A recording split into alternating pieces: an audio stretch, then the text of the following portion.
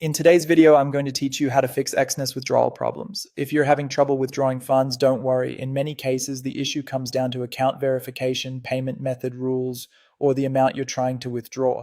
The good news is that you can usually identify the problem quickly by checking a few important areas inside your Exness account. First, go to your Exness personal area. This is where you'll manage your trading account, payment methods, and withdrawal settings. Once you're inside, take a close look at your profile dashboard and check whether your account is fully verified. This matters because withdrawals can be limited or delayed if your verification is incomplete. If your account is not fully verified, upload clear photos of your ID card and your proof of residence right away. Make sure the images are sharp, easy to read, and not cropped. Blurry or incomplete documents can cause verification delays, so it's worth taking a moment to submit them properly the first time. Next, head over to the withdrawal section. If you funded your account using a bank card, select the refund option for that card before trying to withdraw any profits.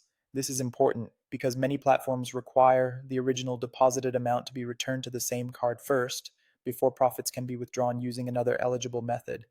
After that, check your Exness deposit history. Look carefully at the payment method you originally used to add funds. Then, when making your withdrawal request, choose that exact same payment method.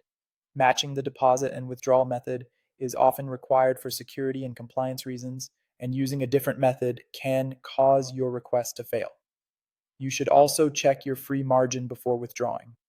If too much of your balance is tied up in open trades, you may not have enough available funds to complete the withdrawal. In that case, review your account carefully and make sure the funds you want to withdraw are actually available. If your withdrawal still isn't going through, try reducing the transfer size.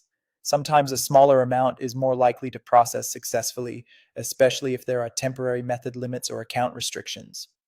Finally, if nothing works, contact Exness support and provide proof. This can include screenshots of the error, your transaction history, and any relevant account details that help explain the problem.